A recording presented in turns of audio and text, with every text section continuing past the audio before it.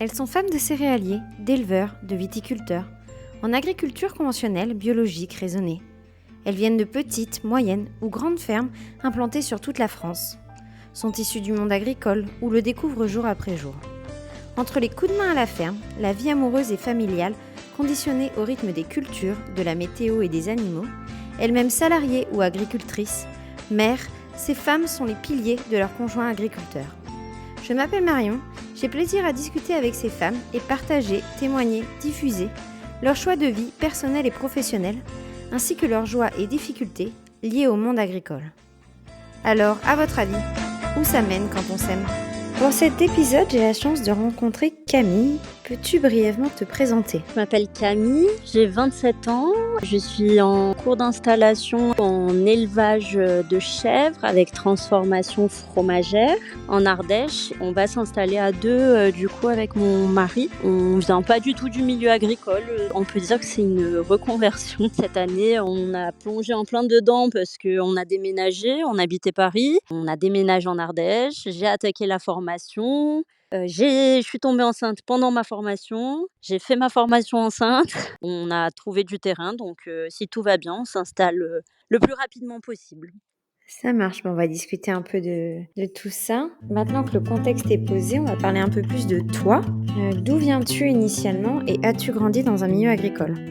Alors moi, je suis franco-brésilienne. Donc mon papa, il est brésilien. On a vécu au Brésil jusqu'à l'âge de mes 10 ans à peu près. Et, on vivait au Brésil avec un mode de vie quand même très particulier, puisqu'on venait d'une classe moyenne, haute. Et voilà, c'est vrai qu'on était souvent enfermés, l'argent était un peu au centre de tout. Et puis on est revenu en France avec ma mère, puisque mon papa, il est décédé au Brésil. Et quand on est rentré, c'est vrai que j'ai eu l'impression de gagner en liberté. De pouvoir marcher dans la rue tranquille, de pouvoir faire des choses proches de la nature, de pas être tout le temps enfermé dans des voitures ou dans des malls. Petit à petit, voilà, avec la rencontre avec mon mari aussi, l'idée a germé de se dire on veut avoir un potager pour nos enfants. Et puis du potager, on s'est dit quelques animaux. Des quelques animaux, voilà, on s'installe en élevage. On vient pas d'un milieu agricole direct, que ce soit moi ou mon mari.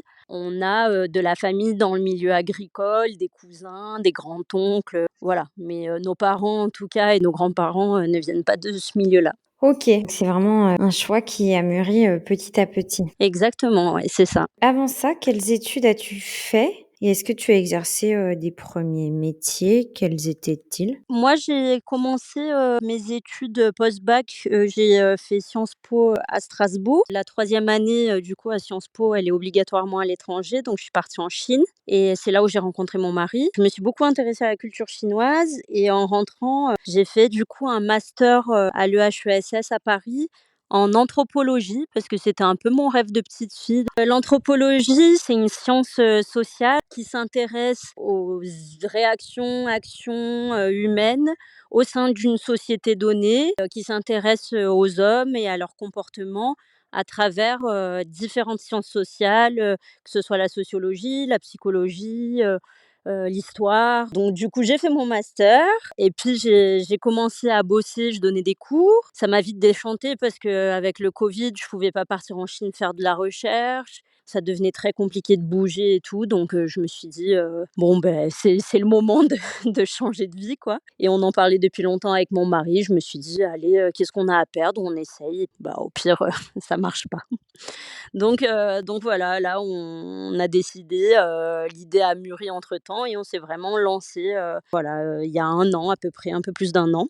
On a passé le pas de déménager et puis de se former, d'être plus près de ce métier, de faire des stages, de travailler dans différentes fermes, voilà. Donc ça fait 1 an et demi qu'on est vraiment dedans. Ni lui ni moi, on vient de métiers qui sont en lien avec l'agriculture, quoi. Est-ce que tu as fait une thèse aussi ? Je voulais faire une thèse, c'était vraiment mon objectif. J'ai changé en cours de master de sujet de mémoire. Au début, c'était donc sur les grands-mères en Chine. Comme je te l'ai dit, la Chine devenait de plus en plus fermée avec le Covid. Du coup, j'ai décidé de changer de sujet et donc mon sujet de mémoire est devenu les éleveurs de chèvres en Ardèche. Et c'était un moyen pour moi de déjà faire un peu une transition vers autre chose. On va dire que j'ai pas trouvé mon bonheur dans le milieu de la recherche. J'avais vraiment besoin de faire quelque chose de mes mains. Je me suis dit: «Non, ça sert à rien de perdre encore, quelques années», puisque j'ai quand même, un bac plus 8 et que là, je décide seulement maintenant de faire cette reconversion et donc je me suis dit: «Non, non, ça sert à rien de se rajouter des années d'études, juste pour le faire, quoi». Et du coup, donc tu as rencontré ton mari en Chine.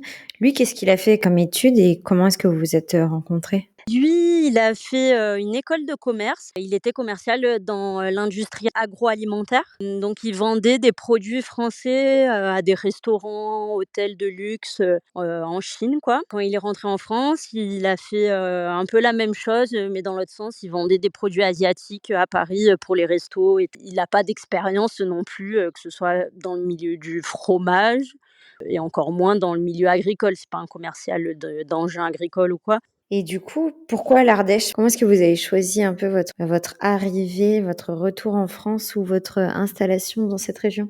Moi, j'ai ma famille, du coup, du côté de ma mère, qui est française et qui est, d'origine, ardéchoise, en fait. Donc c'est un peu un retour aux sources, pour moi, parce que j'ai quand même la maison de mes arrière-grands-parents ici et même quand on était au Brésil, des fois, l'été, quand on venait passer quelques jours, ici. Donc on est revenu ici parce que, bah, la formation, elle est en Ardèche pour l'élevage, caprin. Au début, on était ouvert finalement à s'installer un peu n'importe où en France, où on trouverait. De fil en aiguille, on a fait notre trou ici, on y est bien et du coup, on n'a plus envie de partir. On a décidé, voilà, de chercher des terres, dans le village, où il y a toute, ma famille, étendue, quoi et donc on s'installe normalement ici. Ça marche. Et est-ce que tu peux nous parler un peu de votre installation? Comment est-ce que vous avez fait les démarches? Comment est-ce que vous avez choisi les terres? Pour l'instant, donc on a trouvé des terres qui nous intéressent. On savait qu'en fait, il nous fallait soit reprendre une exploitation où il y avait tout qui était en place, des terres, un troupeau, voilà, où on pouvait commencer à travailler demain, soit, créer une exploitation en ayant juste des terres, agricoles parce que la formation, qu'on a, elle nous permet d'acquérir des terres agricoles. C'est vrai qu'on a longtemps cherché, on a trouvé des terrains vraiment, à 3 minutes de là où on habite, par des voisins interposés, qui savaient qu'on voulait s'installer, des gens qui voulaient vendre, et du coup voilà, ça a commencé comme ça. Comme moi je finissais mon projet, j'ai décidé de faire, mon étude, de cas sur ce lieu-là et de voir si c'était possible vraiment dans les faits de s'installer là. C'est vraiment un lieu qui est prêt pour accueillir des chèvres. Il y a un endroit où c'est plat pour construire un bâtiment. Nous, on veut faire beaucoup de gardes, donc il y a beaucoup de forêts et tout où on peut garder les chèvres. Donc le lieu s'y prête. Il y a pas de chevrier en plus sur la commune, donc on s'est dit, «Allez, c'est le destin quoi, faut qu'on reste là». Et comment est-ce que vous envisagez votre répartition des tâches? Est-ce qu'il y en aurait un de vous 2 qui serait plus sur, l'élevage et l'autre sur la transformation fromagère? Quels produits vous pensez faire? Comment vous vous projetez? Pour, la répartition des tâches, on veut un peu tous les 2 savoir tout faire pour pouvoir, que ce soit en cas de besoin, parce qu'il y en a un qui est malade ou en cas, d'envie, parce qu'il y en a un qui a envie de prendre une journée et d'aller faire un truc. On a envie de pouvoir, voilà, se relayer, quoi. Après, c'est sûr qu'on a chacun, nos domaines de préférence, qu'on va aussi se focaliser sur ça. Du coup, Joseph, il est commercial de métier, il va s'occuper de toute la partie, commerce, parce que moi, en plus, c'est une partie qui m'intéresse pas du tout. Donc je lui laisse avec grand plaisir. Il va s'occuper aussi beaucoup de la partie, élevage, bricoler des trucs, faire les parcs et tout parce que moi non plus, je le fais mais je le fais pas avec plaisir. Je préfère, passer 5 heures dehors et garder mes chèvres, sans qu'elles soient enfermées dans un parc, quoi. Moi, je m'occuperai de la partie élevage aussi, mais plus le côté alimentation des animaux, soins et je m'occuperai de la partie transfo aussi. Donc c'est moi qui ferai les fromages, la plupart du temps, quoi. OK, je visualise un peu plus toute cette projection. Alors maintenant que nous te connaissons mieux, nous allons discuter ensemble de ta vie de couple et ta vie de famille. Est-ce que vous projetez d'habiter sur l'exploitation et pourquoi? On n'a pas repris de ferme, donc on va devoir construire nos bâtiments d'exploitation et donc on a l'opportunité de, pouvoir juste construire les bâtiments d'exploitation parce qu'on a déjà une maison qui est à 3 minutes du lieu où on souhaite s'installer. Finalement, ça s'est fait comme ça, c'était pas un choix particulièrement. Avec le recul, on trouve que c'est mieux parce que ça nous permettra de séparer un peu plus notre vie, de famille, et notre, boulot, quoi. C'est vrai que quand on habite sur l'exploitation, on est vite, amenés à faire des heures sup alors qu'on en fait déjà beaucoup et aussi, de un peu tout mélanger, quoi. Le mot d'ordre, c'est un peu on rentre à la maison, on parle plus de la ferme, quoi.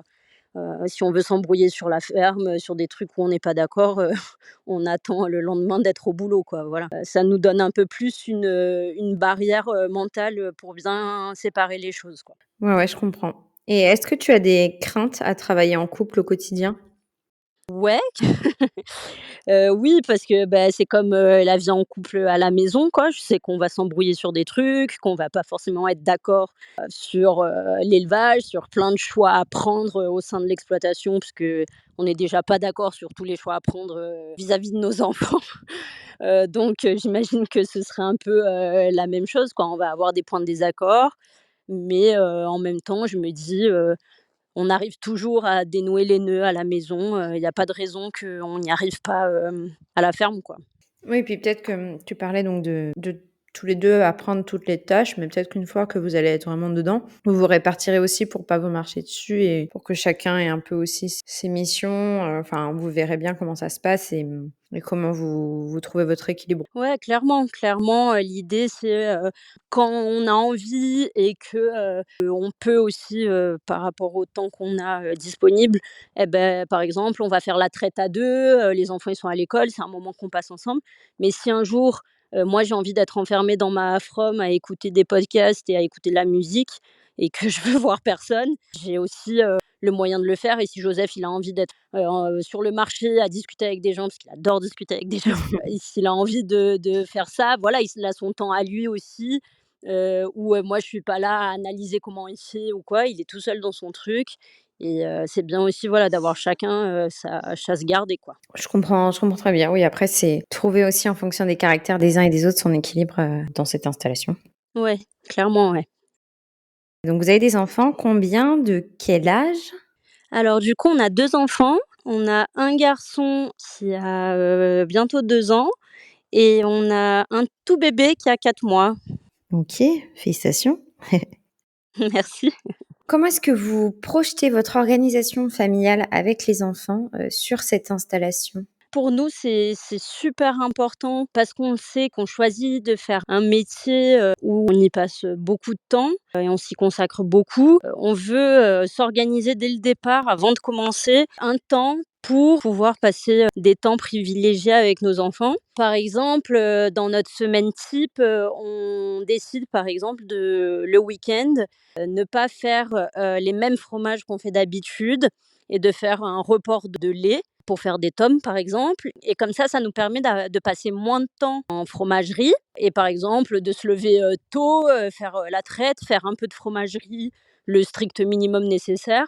Et puis pouvoir passer la journée avec les enfants, quoi. On a décidé, par exemple, on est sur un système où on veut garder nos animaux 4 à 5 heures par jour dehors, donc où ils se nourriraient des denrées offertes par la nature tous les jours de l'année, mais on le ferait pas le mercredi et les week-ends pour pas non plus se surcharger, pas forcer nos enfants à passer ce temps-là s'ils le veulent pas et aussi leur permettre de faire d'autres choses que, la vie à la ferme, de leur permettre de faire des activités, et qu'on puisse les accompagner dans tout ça aussi, quoi. Par rapport à ce qui va être, des vacances en famille et cetera, est-ce que vous êtes prêts à faire des sacrifices, dans les premières années? Comment est-ce que tu vois les choses, Nous, déjà, on est sur un système, avec les chèvres où il y a une saisonnalité et donc normalement les chèvres, elles sont taries, vers, novembre, nous dans notre cas décembre parce que du coup elles mettraient bas un peu plus tard et donc ça nous donnerait après, 2 mois à peu près, avant les mises bas pour, pouvoir, éventuellement trouver un service de remplacement